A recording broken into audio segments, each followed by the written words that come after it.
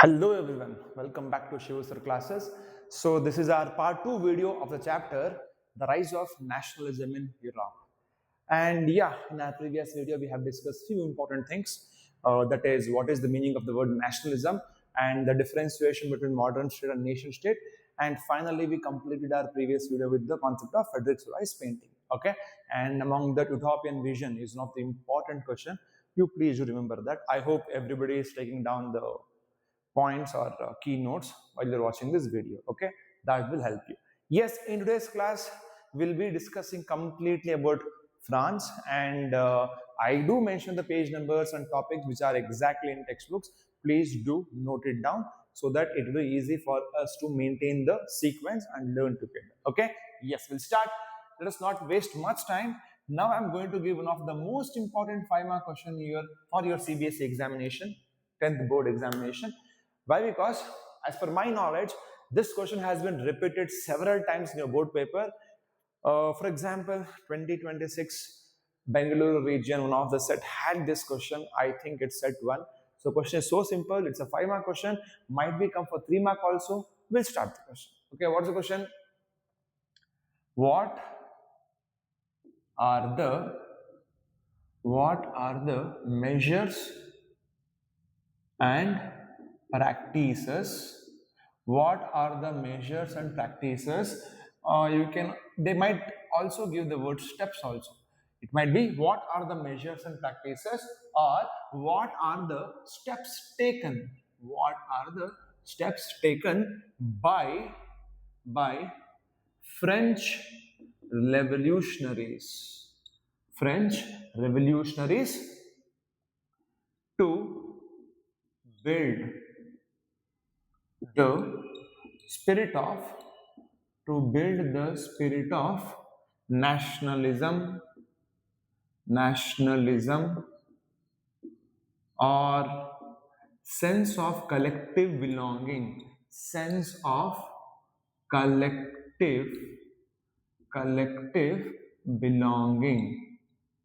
belonging in France.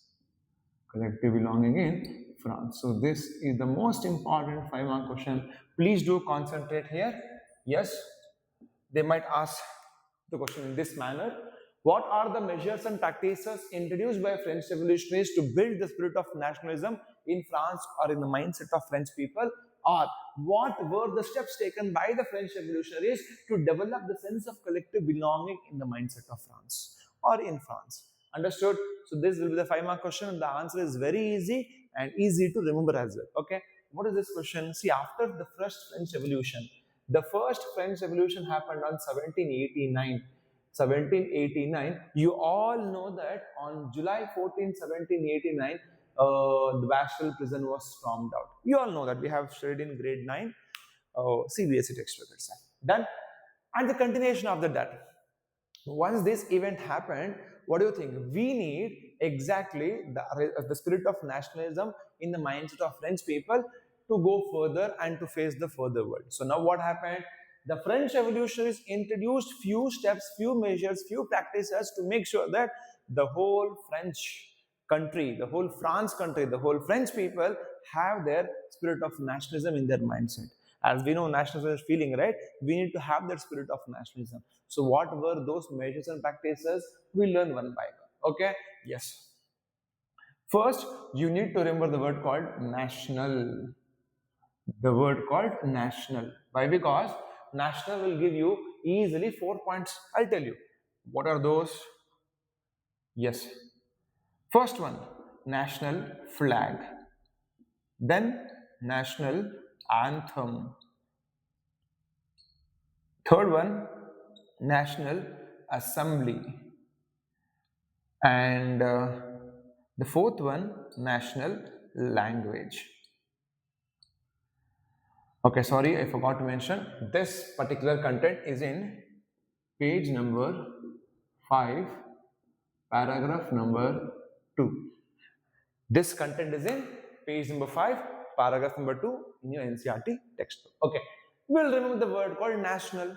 Okay, what happened? In France, there was royal flag of the King Louis XVI. Royal flag of the king was Louis XVI was present in France. After the French Revolution, what revolutionists did? They replaced royal flag with the French national flag. We all know that. What is the color of French national flag? Blue, white, and red. Yes. So this national flag was used by French revolutionaries to build nationalism. Yes. In India also we have our own tricolor flag. Can just a symbol or an icon of flag can develop nationalism among people? The answer is yes, because we have experienced that. Even if we see our national flag which has fallen down, we'll just pick it up and place it in the proper place. Why? Because that flag represents a whole country called India, and that's how we respect it. And that brings us nationalism in their mindset. Similar to that, in France, there was no concept of national flag itself. There was no concept of nation itself. What they did, the royal flag was removed and it was replaced by French national flag. And we all know national anthem. National anthem is Marseillaise. The people formed the national anthem, and that national anthem built the spirit of nationalism. That is also one of the important steps. You can write French national anthem called Marseillaise was written, which developed the sense of collective belonging among the people. French national French national anthem called Marseillaise was written, which built unity among the people, which built commonness among the people. So national anthem is your second point. National Assembly. What is National Assembly? We all know tennis court oath. Among the third estate people, few people were elected as National Assembly. We'll take number as 600. National Assembly was also formed. You see here, now this 600 people who is called as a National Assembly, who are called as the whole group is called as National Assembly. The whole National Assembly is representing the country. Getting my point? As our Indian Parliament will represent India, those leaders are representing France, and though they also are building unity among the people, they are also the common factor of commonness. And finally, local languages were discouraged. Regional dialects were discouraged, and they made France as one of the important languages to be spoken by everybody. In fact, France became a national language. French language became a national language. I'll repeat one more time. Local regional dialects were discouraged. In France, French became a national language.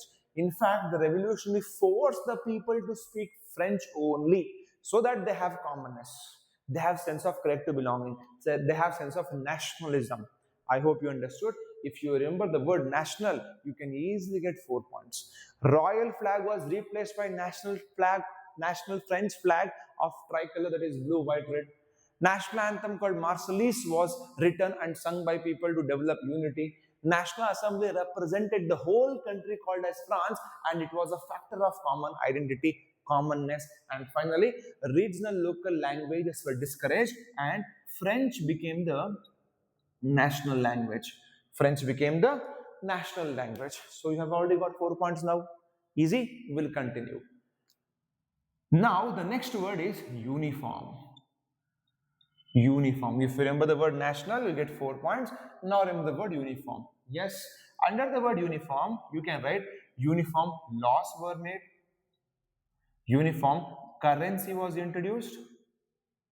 And finally, uniform weights and measures were introduced. Weights and measures were introduced. Again, under the word uniform, we have 3 points. What exactly is the point here? Uniform. The word uniform itself is giving the commonness among the people. When people have the commonness between them, that will automatically develop unity and nationalism in their mindset. This was known for the French revolutionists. What they did, they brought uniform laws. For example, no privileges on the basis of birth. Earlier, clergy and nobles used to enjoy privileges on the basis of birth, such as they were exempted from taxes. Now, nothing like that. There is uniform law, which is equal for everybody. And finally, we have uniform currencies. In the same chapter, I'm going to teach you Zollverein concept, where we had 30 currencies in that Prussian region. Here, same concept. What happened in France also, there were different currencies. Imagine 28 states in India have 28 different currencies. Do you think the unity can be built among Indians now? For sure, it is not. Why? Because we cannot expect 28 different currencies in India. Similarly, here in France, there were so many different currencies. Now they introduce uniform currencies. Obviously, uniform weights and measures. So, uniform laws, uniform currencies, uniform weights and measures. Now, there was a new concept. I hope you got 4 points here, you got 3 points here, 7. So 8 point would be new concept. What is the new concept? The new concept was La Patrie Le Citoyen. La Patrie is called as fatherland. La Patrie is nothing but fatherland. Le Citoyen is citizenship. Citizenship. Done. So what exactly happened now? For the first time in the country called France, the concept of fatherland and citizenship is introduced. They never knew this concept. For the first time, the concept of fatherland and citizenship is introduced. Yes, do you think these two factors can build nationalism? Obviously, if someone tells you that you are not an Indian, you are from some other country, you are not an Indian, you don't have the Indian citizenship, obviously will get triggered off. Why? Because these two concepts was also introduced to build nationalism. Understood? So citizenship is one concept, fatherland is one concept. What is that? In French language, you call it as la patrie, le citoyen. So new concepts were introduced to build nationalism. Done. Next. Hymns and songs were sung. Hymns were sung, songs were sung, oaths were taken, oaths were taken. All this was done in the name of martyrs. All this was done in the name of martyrs. Who are martyrs? Martyrs are the people who sacrifice their life for the country. They have already sacrificed their life for the country, they'll become martyrs. Obviously, during French Revolution, so many people might have sacrificed their life. Should we remember them? Sorry. Should we learn about them? Should we study them? In India, why do we study about our freedom fighters? Same thing. It is not just that they have sacrificed their life. No, nothing like that. Yes, they have sacrificed their life, but we are studying about them so that we will develop nationalism in our mindset by learning about their sacrifices. Similar here. What happened? Martyrs were commemorated. Martyrs were remembered. The new generation is studying about martyrs. How? Hymns are sung about them, songs are sung about them, oaths were taken on their names. So basically, all these things were done to make sure that the spirit of nationalism is developed. Okay, now you have got a clear picture how the French revolutionaries developed the spirit of nationalism. It's a very important 5 mark question. I hope you understood the concept. Remember, you can start with this also. In your textbook, page number 5, paragraph number 2, the answer starts from this point. In France, the revolutionaries introduced the concepts like la patrie, le citoyen, fatherland, and citizenship. There is nothing like you should start from this only. If you have keywords to remember, no, then the answer is easy. National flag, national anthem, national assembly, national language. And uniform laws, uniform currency, uniform weights and measures, new concepts, fatherland, citizenship, hymns and songs were sung, martyrs were commemorated. Centralized administration is one point I have missed out here. You can add in uniform itself. There was National Assembly is a part of centralized administration, but yeah, you have lot of points to get 5 marks. Understood? These are the important, measures and practices introduced by French revolutionaries. And yes, I hope you got 5 marks now. And the same page, we have one more concept. That's for 2 marks. When all these measures and practices were introduced by French revolutionaries, what happened next? Then comes French army. French army. What did this French army do now? French army took all these steps, all these measures, all these practices to some other countries of Europe. From France, the French armies took the same concept to different countries of Europe. Was introduced by French revolutionaries in France, was taken to different countries by French army. I'll tell you which are those countries. Countries like Belgium, Holland. Holland is nothing but your Netherlands. Okay, and Italy, Switzerland. Okay, done. So what happened? French armies took these measures and practices from France to the different European countries like Belgium, Holland, Switzerland, Italy, etc. Sir, how can they transfer idea from one place to other? If I want to transfer this good from one place to other, it is easy to transfer. But here, ideas are transferred from human brain. Okay, we can't do telepathy and all. So what happened exactly?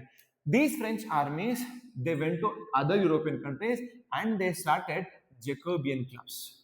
They started Jacobean clubs, and those countries, middle class people, you know who are those middle class people? Especially students also.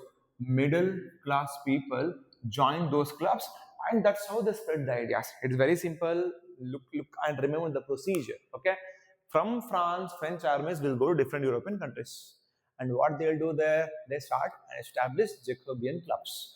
And in that Jacobean clubs, the members are those countries. For example, if they go to Italy, start a Jacobean club there. Those Italian middle class people, peasants, merchants, businessmen, students, everybody, professionals, they come and join this Jacobean club. And that's how they exchange ideas, they spread the ideas. And there's the ultimate aim of this what is that? French revolutionaries. French revolutionaries' mission. French revolutionist mission is to remove despotism Europe. Remove despotism from Europe. From Europe. I hope you understood. Despotism is nothing but monarchical rule, absolutist. That's called as despotism. So this was the mission of those French revolutionaries who traveled to different places of Europe to spread the ideas of Jacobean clubs. To spread the ideas of French revolutionaries introduced in France. Remember, this is the most important 5-mark question. We can expect this question in your 2027 paper also, and I hope you understood. Okay, done. So once we have completed this concept, we can move further. I hope everybody is taking running notes. Please do that.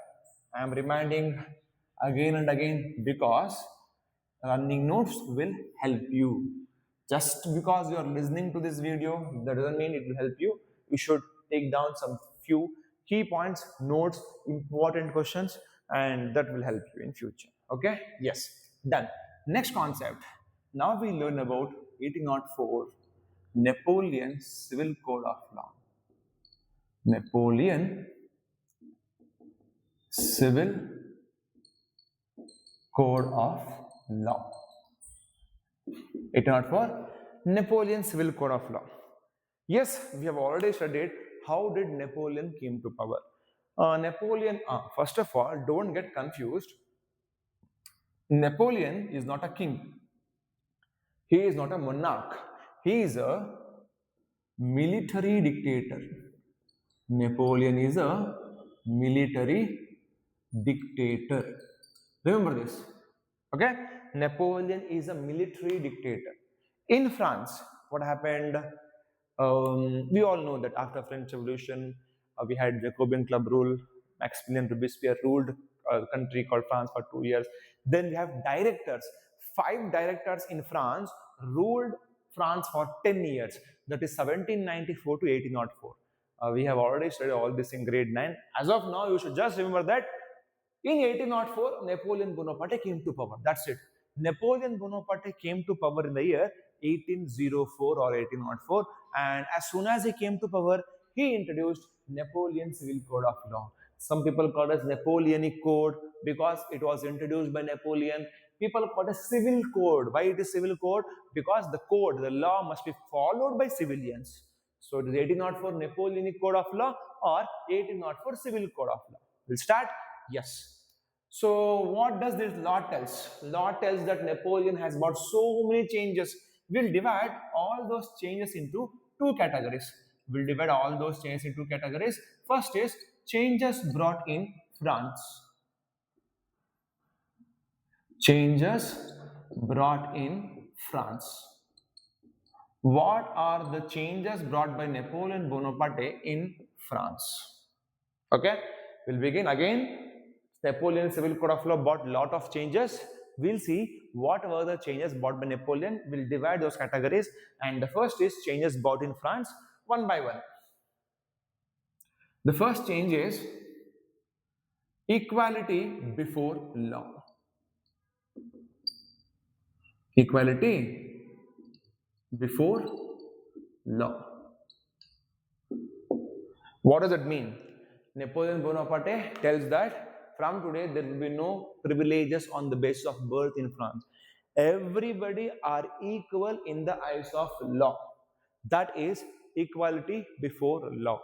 This was brought in France, changes in France. Okay, then the second point would be secured right to property.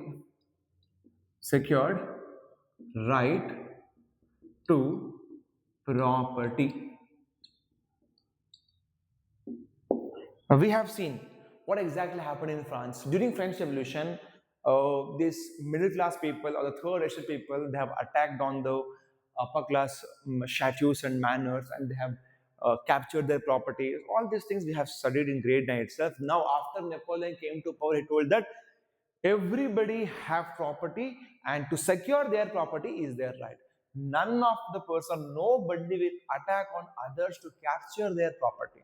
Nobody will attack on others and capture their property, so that would be a punishable offense. Here the Napoleon's law tells that secured right to property. So equality before law, secured right to property. Done. Then as usual, abolition of privileges on the basis of birth. Abolished privileges on the basis of birth. We all know this. Who enjoyed privileges? What kind of privileges they enjoyed? Now Napoleon told that no, nobody will enjoy no privileges or nothing. It is abolition of privileges on the basis of birth. These three are the changes brought by Napoleon in France. Secured right to property, equality before law, abolition of privileges on the basis of birth. Done. Next, changes brought by Napoleon in conquered regions. Changes by Napoleon in conquered regions. Changes what? Okay, changes brought in conquered regions.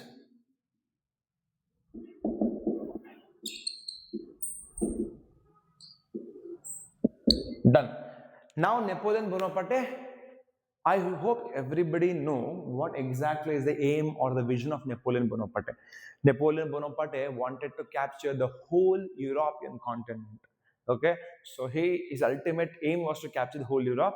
So he made some expansions. He attacked on the neighboring countries, captured those neighboring countries, and on the basis of conquest, expansion. For example, Napoleon Bonaparte has attacked on Italy, captured one or two places of Italy or Switzerland or Holland, some places. Those places will follow this law. So, changes made in conquered regions. Changes made in conquered regions. One by one we'll go. First point, abolition of feudalism.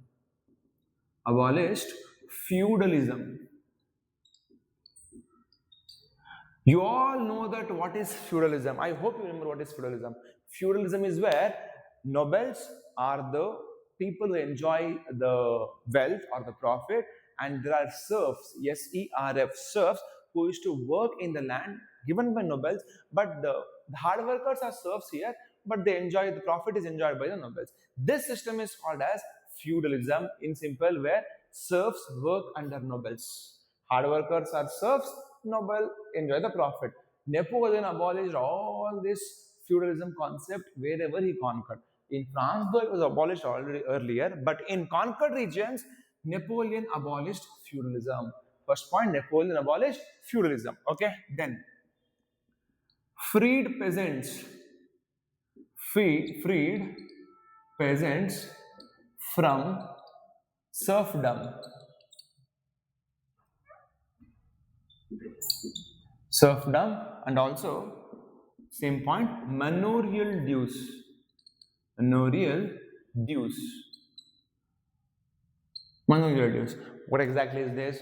Now Napoleon Bonaparte is like, okay, now no farmer, none of the peasant will work under feudal lords, nobles. No, you will get your own piece of land. Sir, I am of what is that, serf. I was working this 1 acre of land from past 20-25 years, and I am under this noble. If that is the case, if Napoleon rules your country, comes and attacks and captures your country, that land will be yours. So basically, there is no serfdom. You cannot be under what is that, noble's control. You are free now.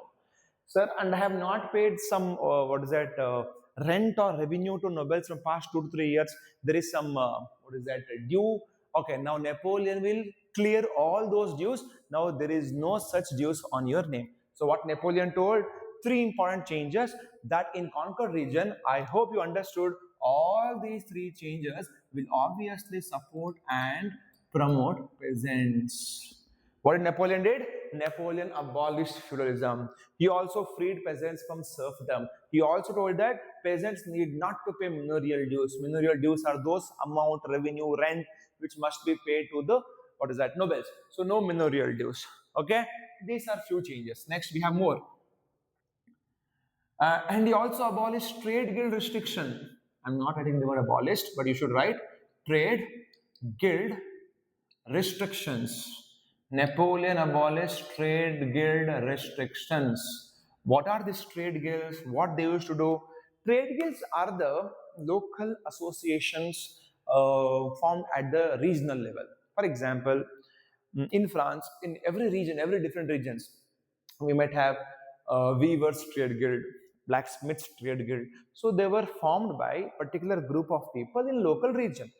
Forming group is not a problem, but here these trade guilds used to collect lot of taxes, and traders, they were not allowed to move freely. If your country needs to develop, the trade must happen frequently at a free of cost. But here trade guilds collected lot of taxes. Now what Napoleon did, wherever Napoleon go, Napoleon told that in this country there should be no trade guild restrictions. No trade guild restrictions, nobody will collect taxes. He abolished trade guilds only. Okay, then, after abolishing trade guild restrictions, he also brought uniform weights and measures currency system. I'll add all in one point.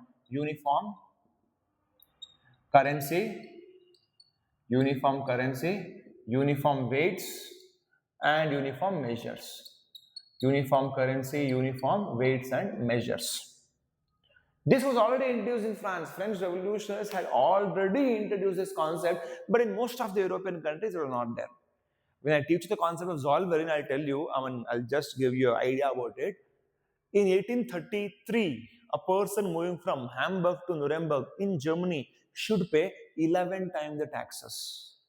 Getting my point? And in that place had 30 different currencies. I'm telling about this itself. 11 time taxes is trade guild restrictions. 30 different currencies, they never had all those currencies, sorry, uniform currencies, uniform weights and measures, all those things. So basically, Napoleon introduced uniform currencies, uniform weights and measures. Okay, and he also developed transportation and communication network. I like short forms: transportation and communication network. Obviously, if a trader want to trade, sell his good, buy some good, he want to transport, go from one place to other. He want to travel from one place to other. So obviously, now what happened? Napoleon wanted to improve all those what is that, countries. Not in France. I'm talking about the conquered region. Napoleon going to Italy, capturing Italy, building roadways, railways, and communication network in Italy itself. So the first 3 points, if it is helping peasants, and the next 3 points will help whom? Obviously traders. It is traders, businessmen, and merchants. Okay, remember, traders, businessmen, and merchants. I hope you're taking down the points. Please do take down. This will give you 5 marks. What is this? Again, this is the Napoleon Bonaparte Civil Code of Law.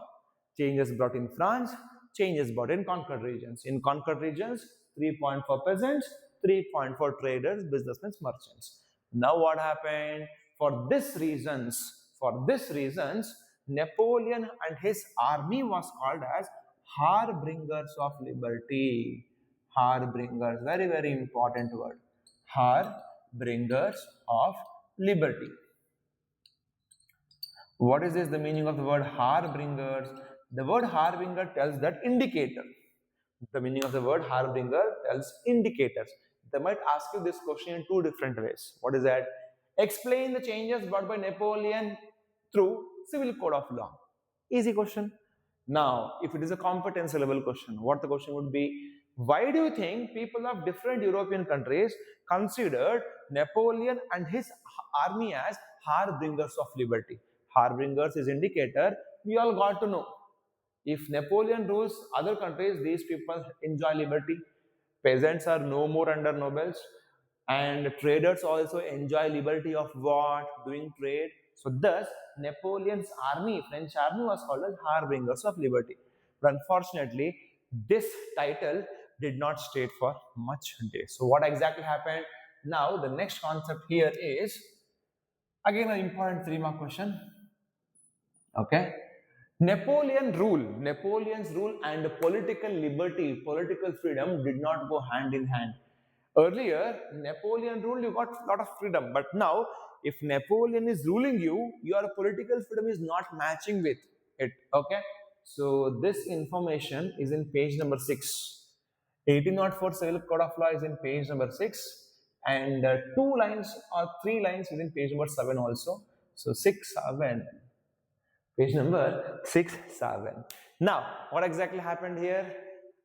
In page number 7, we'll continue with why Napoleon was defamed. So, he was called as harbinger of liberty. But now, Napoleon army is not that, indicator of liberty. People are hating Napoleon. Why? Because the question might be in this way.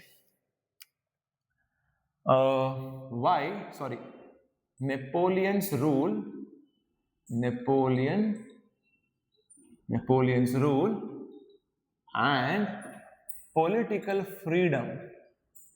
Napoleon's rule and political freedom did not go hand in hand. Did not go hand in hand. Done. So you need to explain or justify this statement. Understood? Political freedom and Napoleon's rule, or Napoleon's administration and political freedom did not go hand in hand. So to speak mathematically, I can tell that they were inversely proportional. If Napoleon is ruling your country, your political freedom will go in opposite direction. Understood? They're not matching together. There is a reason for that. Napoleon was called as Lion of 100 wars actually, and he made a lot of wars. Why? Because his aim was to capture the whole European continent. Ultimate aim. To capture that much thing, we also know that we need to make more wars. Okay.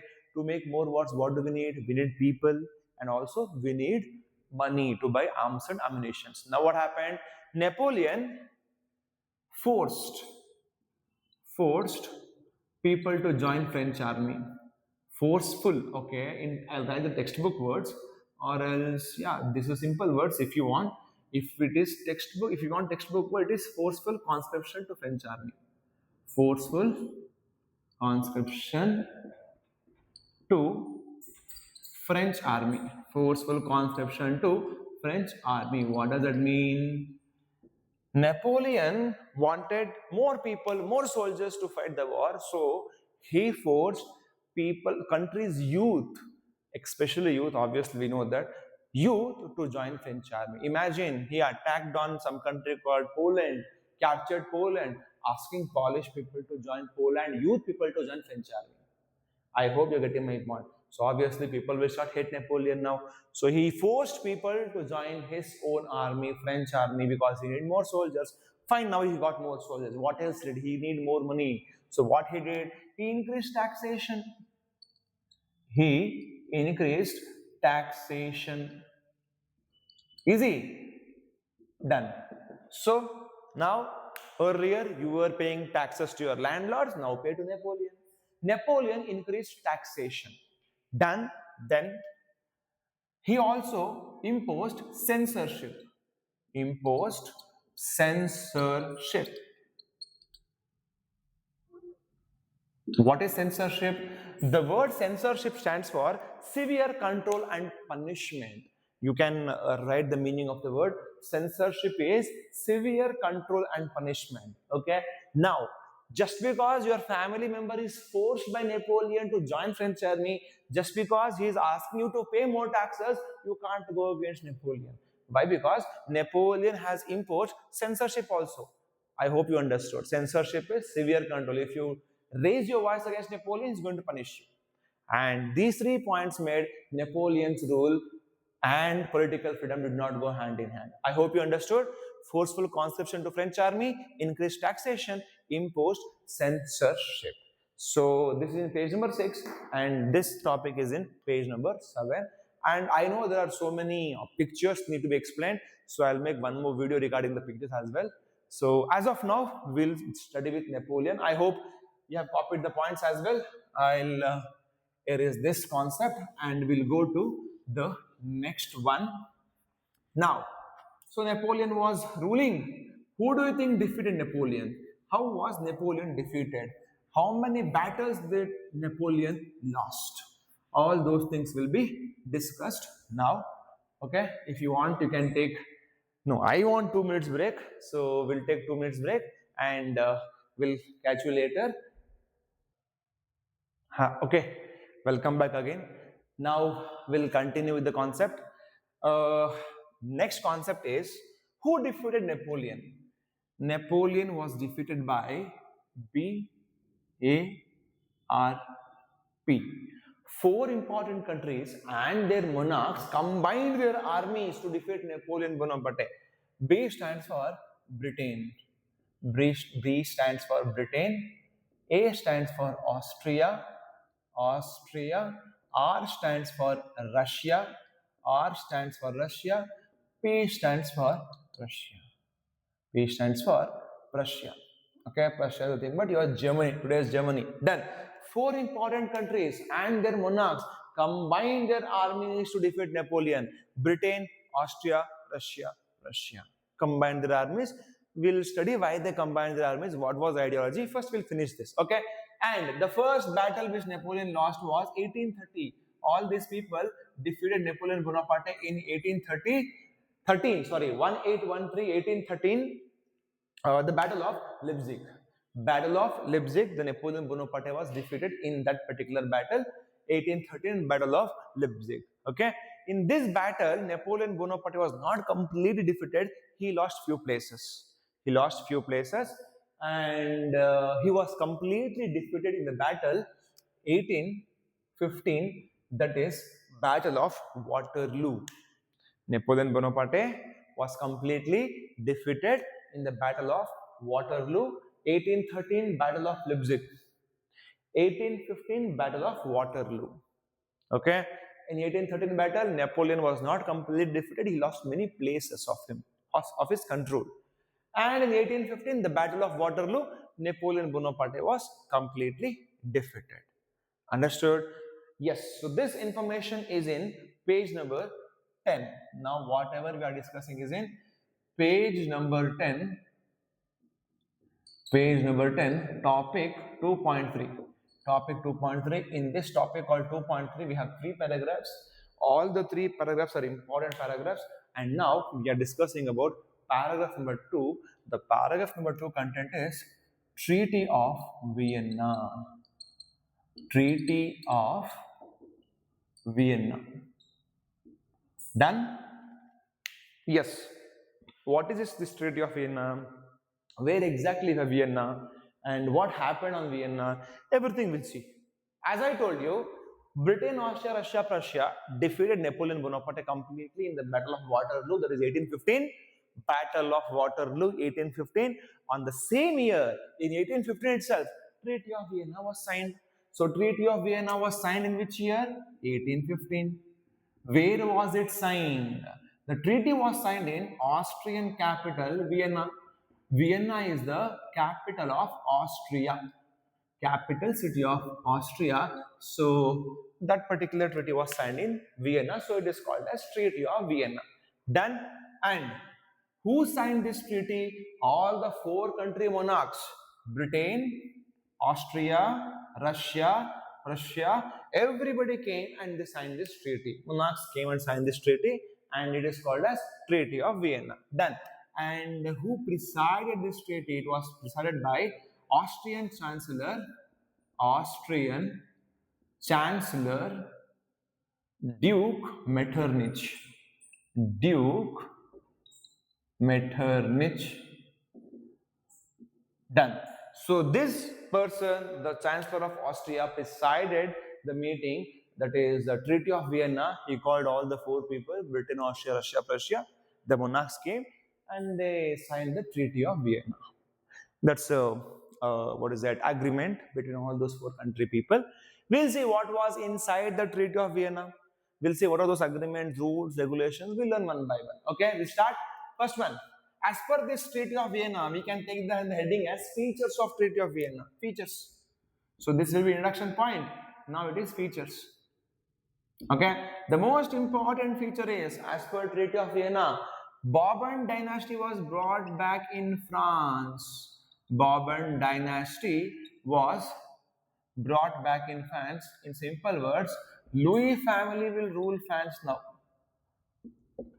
You know what happened to Louis XVI, the era of Louis XVI, the first French Revolution, 1789, all those things, you know that. Similar now, after 1815, remember, this was signed in 1815. After 1815, the Bourbon dynasty was brought back to France. The Bourbon dynasty is restored in France. Bourbon dynasty is restored in France. Now they will rule the France. You can write the Louis family came back to France and they will rule that. Okay, that's the most important point. Next, France boundaries were checked. France boundaries were checked. What do you mean by this? France boundaries were checked. So they knew that some ruler, if they start to rule France, one or the other day they're going to expand France. So they want to make sure that France is not expanded in future at any point of time. They wanted to make sure that France is not going to expand in future. So what they did, simple. If this is France, they set up new kingdoms on the all four corners of France. They set up new kingdoms under all four corners of the France. North, some new kingdom, south, some new kingdom, east, some new kingdom, and west, some new kingdom. So all the four corners of the France, they set up new kingdoms, and these people were controlling all those kingdoms so that our enemy is exactly in our control. He cannot expand in future. So Bourbon dynasty was brought back in France, and France boundaries were checked. How can you check France boundaries, sir? How can you set up these kingdoms? We'll see what happened. As I told you, in north in the sense, in the north of France, Kingdom of Netherlands was set up, including Belgium. Kingdom of Netherlands. Okay, so history tells that if this is France, in the north of France, now here we have a new kingdom, that is Kingdom of Netherlands, and Belgium is already a part of it. Kingdom of Netherlands, including Belgium, and remember that this was a buffer zone. Sources tells that it was independent kingdom, but some other sources, many sources tells that it was also indirectly controlled by Britain. So you can clearly tell that Kingdom of Netherlands, including Belgium, was set up in north, controlled by Britain. Okay, then in south, Genoa was added to Piedmont.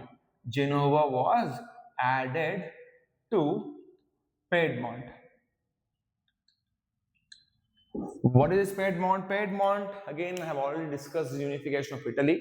So if you take page number 21 in your textbook, you can see two different Italian maps. One is unified Italy, one more is fragmented Italy. So this particular Piedmont region is, you can find there. So Genoa, a place, was given to Piedmont, was added to Piedmont, and was set up in south there. Okay. When all those four countries, Britain, Austria, Russia, Prussia, they defeated Napoleon, each country they annexed and they got some places, one or the other place. Okay, it might be small, it might be big. I'll write here now.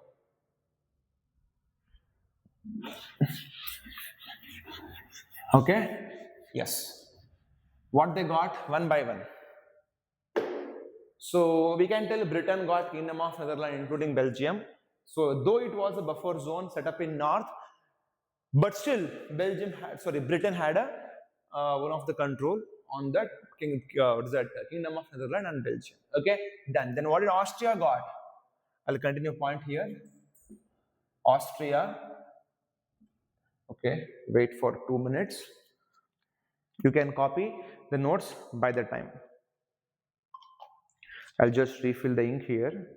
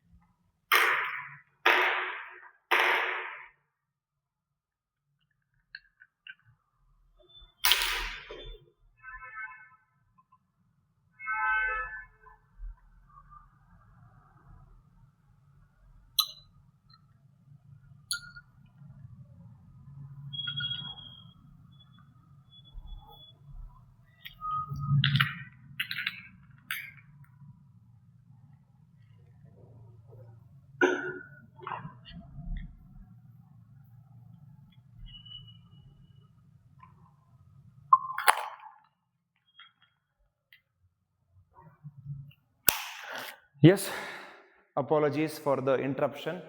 The marker also did not like me teaching history. Again, so I hope you have copied these points. So north and south, yeah, we are in this concept of Austria. The Kingdom of Austria got, okay, we'll wait. Kingdom of Austria got, yes, Austria got two places. Austria got two places, Lombardy and Venetia. Lombardy and Venetia, which belong to Italy. I hope you remember these two places, which we discussed in Habsburg Empire. So obviously, how did Lombardy and Venetia went to Italy now? After defeat of Napoleon Bonaparte, Napoleon had already captured these two places, Lombardy and Venetia. Now those two places will go to Austria. Okay. Then Russia got Poland. You can write parts of Poland, or you can also write Russia got Poland. And Prussia got Saxony. And the most important thing is, Napoleon Bonaparte had established 39 confederations. He had established 39 confederations, and that was kept untouched. Yes, this is about Napoleon's, what is that, Treaty of Vienna. After defeating Napoleon Bonaparte, what exactly happened in Europe? 1815, all the four country people, they, what is that, BARP, Britain, Austria, Russia, Prussian kings, they came to Vienna, signed a treaty called Treaty of Vienna, and the meeting was presided by the Austrian Chancellor Duke Metternich. As per this treaty, Bourbon dynasty was restored in France. France boundaries were checked by establishing kingdoms around the France. For example, in North, Kingdom of Netherlands was established including Belgium. Kingdom of Netherlands including Belgium, where Britain is kind of controlling it. And in South, Genoa was added to Piedmont. And Austria got Lombardy and Venetia. Russia got Poland. Prussia got Saxony. 39 confederations, which was started by Napoleon Bonaparte. We'll discuss about this. 39 confederations we'll discuss when we learn liberalism concept. We also discuss those confederations when we learn unification of Germany. What are those? Why Napoleon created? What exactly happened? It was kept untouched. Nobody wanted to go with those 39 confederations. It was kept untouched until 1834. 1815 they got those places. It was kept untouched until 1834.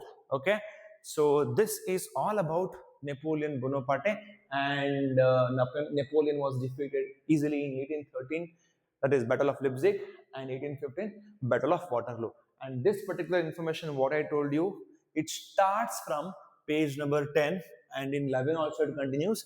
It's in topic 2.3 paragraph number second. So in this video, we have completely discussed about Napoleon Bonaparte and France.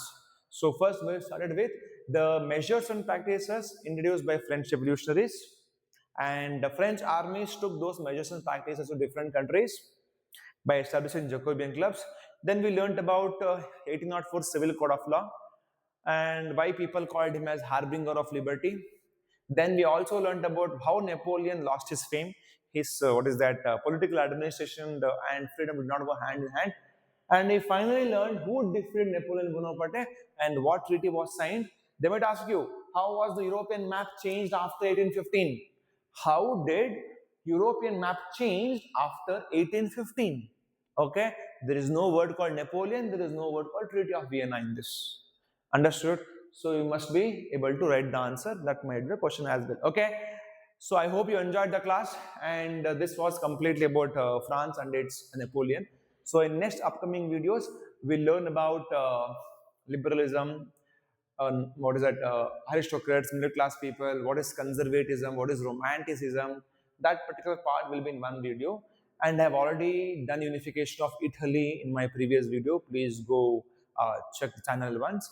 Unification of Germany, unification of Britain, strange case of Britain, and visualizing the nation, and the Balkan country problems. All those things will come in one particular video. So I try to minimize the video, because if I take each topic at one video, it will be too much. So we'll meet in upcoming videos. Take care. Bye bye.